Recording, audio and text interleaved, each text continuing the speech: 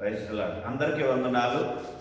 మన ప్రభువును రక్షకుడైన యేసుక్రీస్తు నామమున మీకు శుభాభివందనాలు తెలియజేస్తూ ఉన్నా. ఈ యొక్క గ్రూప్ ద్వారా, యూట్యూబ్ ఛానల్ ద్వారా దేవుణ్ణి స్తుతించడానికి, కొన్ని మాటలు ధ్యానించడానికి, మీతో కలిసి ప్రభువుని మహిమపరచడానికి ఇచ్చిన కృపకై ప్రభువుని స్తుతిస్తూ ప్రార్థనలో ముందుకు వెళ్దాం. మహిమాన్వితుడు అయిన మా పరలోక తండ్రి, మహాగణుడు అయిన గొప్ప దేవ, అద్భుతాలు చేయవాడా, మీకు వందనాలు. మేమేమై ఉన్నామో అది నిన్ను బట్టి, నీ కృపను బట్టి, నీ వాత్సల్యమును బట్టి. నీవు లేకుండా, నీ ప్రేమ లేకుండా, నీ కృప లేకుండా, నీ అభిషేకము లేకుండా మేము జీవించలేము. బ్రతికించే దేవుడవు నీవు, ఆదరించే దేవుడవు నీవు, సంరక్షించే దేవుడవు నీవు, సర్వోన్నతుడైన దేవుడవు నీవు, సర్వమును ఎరిగినటువంటి వాడవు నీవు. సమస్త ఆశీర్వాదాల కారణభూతుడా, మా ప్రాణాత్మ దేహాలను మీకు అర్పించుకుంటూ ఉండగా ఈ ఉదయకాల సమయమందు మీరు మాతో మాట్లాడుచున్న తండ్రి, ఇది ఈ దినమెల్లా నీ కాపుదల ఉంచిన తండ్రి, ఈ మాసమంతా నీ రాకడ వరకు మమ్మల్ని దర్శించి మా పక్షం మేలులు చేస్తున్న మా గొప్ప తండ్రి, మీకే ఘనత చెల్లిస్తూ ప్రాణమై ఉన్న యేసు నామమును అడిగి పుణ్యున్నాం పరమ తండ్రి, ఆమేన్. ఇదైనా దేవుని యొక్క లేఖనములో నుండి పేతురు వ్రాసిన 2వ పత్రిక 1వ అధ్యాయము 11వ వచనాన్ని ధ్యానం చేసుకున్నాం. 2వ పేతురు పత్రిక 1వ అధ్యాయం 11వ వచనము. మీ విట్టి క్రియలు చేయువారైతే ఎప్పుడునూ తొట్టిల్లరు, అలాగున మన ప్రభువును రక్షకుడునైన యేసుక్రీస్తు యొక్క నిత్య రాజ్యములో ప్రవేశము మీకు సమృద్ధిగా అనుగ్రహింపబడును. ఇక్కడ దేవుని వాక్యం చెబుతూ ఉన్నటువంటి మాట, మీరు నిత్య జీవములో ప్రవేశించుదురు అని పేతురు చెబుతూ ఉన్నాడు. ఈ నిత్య రాజ్యములో ప్రవేశించాలంటే మనము చేయవలసినటువంటిది ఏమిటి అని మనం ఇక్కడ జ్ఞాపకం చేసుకోవాలి. పేతురు అన్నాడు కదా, మీరిట్టి క్రియలు చేయవారైతే. ఏ క్రియలు మనం కలిగి ఉండాలా? ఏ క్రియల ద్వారా మనం దేవుని యొక్క రాజ్యములోనికి మనం ప్రవేశించగలం, దేవునితో సహవాసం చేయగలం అని మనం పరీక్షించుకోవాలి. పేతురు అదే జ్ఞాపకం చేస్తూ ఉన్నారు. అయితే ఆయన చెబుతూ ఉన్నటువంటి ఈ మాటను బట్టి, వచనాన్ని బట్టి ధ్యానిస్తూ ఉండగా మరి కొన్ని విషయాలు మనకు కనిపిస్తూ ఉన్నాయి. 7వ వచనములో పేతురు ఈ రీతిగా అంటూ ఉన్నాడు. పైన 6వ వచనం నుంచి కూడా చదవచ్చు, 5వ వచనం నుండి. అయితే 7వ వచనం సమయానుకూలంగా, భక్తి యందు సహోదర ప్రేమను, సహోదర ప్రేమ యందు దయను అమర్చుకొనుడి. ఎందుకు ఈ మాట చదివించానంటే 5 నుంచి 7 వచనాల వరకు అక్కడ ఒక లిస్ట్ ఉంది. ఆ లిస్టుని అమర్చుకొనండి అని అంటూ ఉన్నాడు. మన నిత్య రాజ్యంలో ప్రవేశించాలంటే మొట్టమొదటిగా మనకు కావాల్సింది ఏంటంటే అమర్చుకొనుట అనేది పేతురు మహాభక్తుడు తెలియజేస్తూ ఉన్నాడు. అమర్చుకొనుట, మనం ఇంట్లో ఆయా వస్తువులను అమర్చుకుంటాం. మనం ప్రారంభంలో ఒక చిన్న రూమ్ తీసుకున్నాం అనుకోండి, పెళ్ళైన కొత్తలో, అప్పుడు మనం ఏం చేస్తాం, వంట చేసుకునడానికి ఒక స్టవ్, అలాగే ఆహారం వండుకోవడానికి కూరకు ఒక గిన్నె, అన్నానికి ఒక గిన్నె, తినడానికి ఒక ప్లేటు, గ్లాసు, తాగడానికి నీళ్లు, ఇలాగా చిన్న చిన్న ఇంపార్టెంట్ అయిన కొన్ని వస్తువులు, అలాగే ఒక బకెట్, ఒక మగ్గు, ఇలాంటివి కొనుక్కుంటాం. ఆ తర్వాత మరి దినాలు గడుస్తున్న కొద్దిగా, మాసాలు సంవత్సరాలు గడుస్తున్న కనుక మనం ఏం చేస్తామంటే ఒక్కొక్క దాని ఇంకో గిన్నె ఎక్స్ట్రా కొంటాం, ఇంకో బకెట్ కొనుక్కుంటాం, ఓ కుర్చీ కొనుక్కుంటాం, అవసరమైతే అందాక కింద కొనుక్కున్న చాపమే కొనుక్కుని మనం ఓ పొరుగు కొనుక్కుంటాం, తర్వాత మంచం కొనుక్కుంటాం. ఇలాగా ఒక్కొక్క దాన్ని అమర్చుకుంటూ మన యొక్క ఉద్యోగం అభివృద్ధి చెందుతున్న కొద్దిగా, మన కుటుంబం అభివృద్ధి చెందుతున్న కొద్దిగా, ఎలాగైతే మన ఇంట్లో కావలసినవన్నీ కూడా అమర్చుకుంటూ, ఆ తర్వాత మనం ఫ్రిడ్జ్ కొనుక్కుంటాం, చక్కగా టీవీ కొనుక్కుంటాం, అలాగే అవసరమైతే ఫ్యాన్లు కొనుక్కుంటాం, కూలర్లు కొనుక్కుంటాం, ఇవన్నీ కూడా వీటిని అమర్చుకునుట, ఏది అవసరమో వాటిని మన గృహంలోనికి తెచ్చుకునుట. అలాగే ఇక్కడ ఈ భక్తుడు కూడా, పేతురు కూడా అదే అంటూ ఉన్నాడు. ఏమనంటే మనము దేవుని యొక్క రాజ్యంలో ప్రవేశించాలంటే విశ్వాసాన్ని మనం కలిగి ఉంటాం. ఈ విశ్వాసం నందు ఏముండాలంట, సద్గుణము అనేది కలిగి ఉండాలంటే మంచి గుణాన్ని అమర్చుకోవాలి. విశ్వాసాన్ని అమర్చుకున్న, విశ్వాసాన్ని కలిగి ఉన్న దాని సద్గుణంతో పాటు జ్ఞానమును అమర్చుకోవాలంట. జ్ఞానముతో పాటు ఆశా నిగ్రహము, ఆశా నిగ్రహంతో పాటు సహనము, సహనముతో పాటు భక్తిని, భక్తితో పాటు సహోదర ప్రేమతో పాటు దయను, ఇలాగా ఒక్కొక్క దాన్ని మీరు అమర్చుకున్నట ద్వారా మీరు దేవుని యొక్క రాజ్యంలో ప్రవేశించగలుగుతారు అని దేవుని యొక్క వాక్యం ద్వారా పేతురు చెబుతున్నాడు.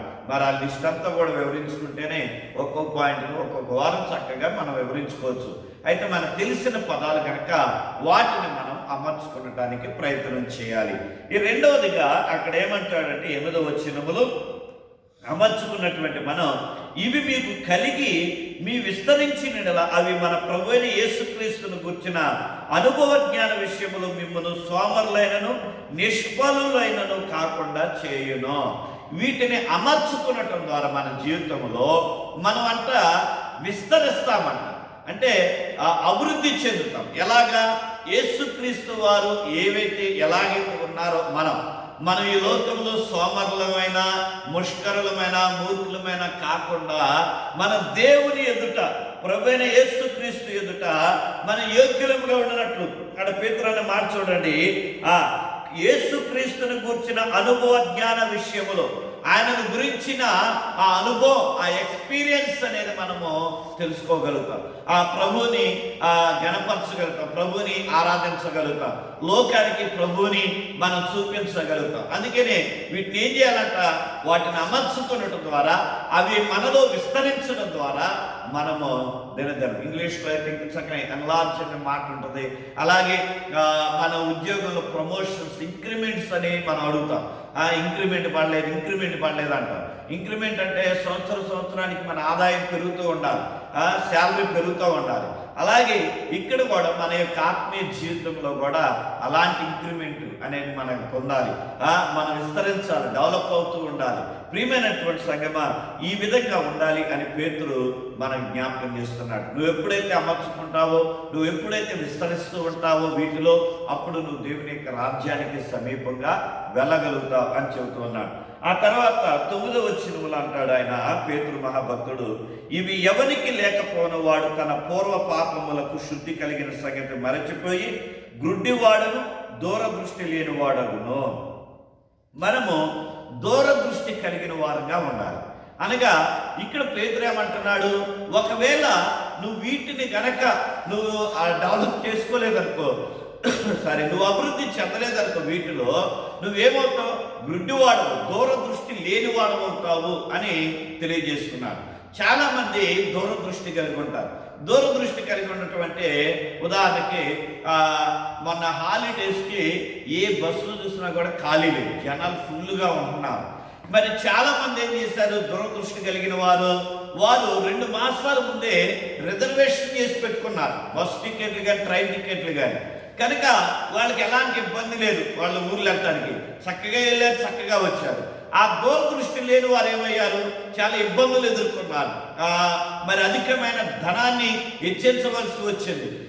చాలా మంది మరి బహుశా ఆ యొక్క ప్రయాణాలు బట్టి ఎలాంటి ఇబ్బందులు, ఇలా మారుకుంటా నిలబడి కూర్చోడానికి అవకాశం, నిలబడటానికి అవకాశం, ఎన్ని తిప్పలు పడ్డారు. అందుకని ఇక్కడ ఈ పేతురు కూడా అదే అంటున్నాడు, మనము దూరదృష్టి లేని వారంగా, గుడ్డి వారంగా ఉండకుండా ఉండాలి అంటే మనము ఈ యొక్క సహోదర ప్రేమ, దయ, జ్ఞానము, అలాగే ఆశ, నిగ్రహం, వీటిని మనము దినదినము కూడా మనలో అమర్చుకొని వాటిలో మనం అభివృద్ధి చెందిన వారంగా ఉన్నప్పుడు మనం దూరదృష్టి కలిగిన వారంగా ఉంటాం. లేదంటే దూరదృష్టి లేని వారంగానే మనం ఉంటాం. దూరదృష్టి లేనటువంటి వాడు దేవుని యొక్క రాజ్యంలోకి వెళ్ళలేడు. కాబట్టి ప్రియమైనటువంటి వాళ్ళరా, మనం తిప్పలు పడకుండా నిత్యరాజ్యంలో ప్రవేశించాలంటే దూరదృష్టి కలిగినటువంటి వారంగా మనము ఉండవలసిన వారమై ఉన్నాం. ఆ తర్వాత 10వ వచనములో అంటూ ఉన్నాడు, సహోదరులారా, అందువలన సహోదరులారా, మీ పిలుపుని ఏర్పాటు నిశ్చయము చేసుకున్నట్టుకు మరి జాగ్రత్త పడు. నిశ్చయం అంటే ఎంగేజ్మెంట్. మనం అమ్మాయి అబ్బాయి నచ్చినప్పుడు ఎంగేజ్మెంట్ చేసుకుంటారు, దాన్ని నిశ్చయము అంటారు. అదేంటంటే ఇక నుండి మరి మీ అబ్బాయి మా యొక్క అల్లుడు, అలాగే మీ అమ్మాయి మా యొక్క కోడలు అని వారు ఒకరినొకరు వస్తువులు ఇచ్చిపుచ్చుకొని ఆ తర్వాత నిశ్చయం చేసుకుంటారు. ఇక వారు ఏరే సంబంధాలు చూడరు. అంటే నిశ్చయం అయిన తర్వాత ఇక వాళ్ళ అబ్బాయికి వాళ్ళ సంబంధాలు చూడరు, వీళ్ళ అమ్మాయికి వీళ్ళ సంబంధాలు చూడరు. ఎప్పటి వరకు అంటే పెళ్లి జరిగే వరకు కూడా. అలాగే ఇక్కడ కూడా ప్రభు అంటూ ఉన్నమాట పేతురు ద్వారా మీరు పరలోకము సంబంధమైన పిలుపును పొందుకున్నారు, అనగా రక్షణ పిలుపులోకి మీరు వచ్చారు. రక్షణ పిలుపులోకి వచ్చినటువంటి మీరు ఆ నిత్య జీవంలో మీరు ఉంటారా లేదా, ఆ పిలుపుకి ఆ పిలుపు యొక్క ఉద్దేశ ప్రకారం మీరు పరలోకానికి వెళ్తారా లేదా, అది నిశ్చయం చేసుకోనండి అని ఈ యొక్క పేతురు తెలియజేస్తూ ఉన్నాడు. చివరిగా 11వ వచనంలో అంటున్నాడు, తొట్టిల్లకుండా జాగ్రత్త పడండి అని చెబుతూ ఉన్నాడు. మీరు తొట్టిల్లకుండానట్లుగా అని చెబుతూ ఉన్నాడు. కాబట్టి అమర్చుకున్నట, విస్తరించుట, దూరదృష్టి కలిగి ఉండటం ద్వారా, అలాగే మనము నిశ్చయం చేసుకున్నట్టు ద్వారా, తొట్టిల్లకుండా ఉండటం ద్వారా దేవుని యొక్క రాజ్యంలో దీన్నే ఈ పేతురు ఏమంటాడంటే 13-14 వచనాలు అదే అధ్యాయంలో మిమ్మల్ని రేపుతూ ఉన్నా అంటున్నాడు. అంటే కొంతమంది అంటారు వీడు రెచ్చగొడుతున్నాడు రా అంటారు, కానీ పేతురు అనే మాట కూడా అది రేపుట అనగా రెచ్చగొట్టుట అంటే దేని కొరకు అంటే నువ్వు దేవుని యొక్క రాజ్యంలో ఉండటం కొరకు ఇలా నువ్వు జీవించాలి అని నేను నీకు తెలియజేస్తూ ఉన్నా అని తెలియజేస్తూ ఉన్నాను. కాబట్టి ప్రియ సహోదరి సహోదరుడా, మనము దినదినము ఈ మాటలతో ఒకరినొకరు రేపుకున్నట్టు, అలాగే ఒకరినొకరు సిద్ధపడి ఆయన రాజ్యంలోనికి ప్రవేశిద్దాం. అటు కృప కొరకే ప్రార్థన చేద్దాం.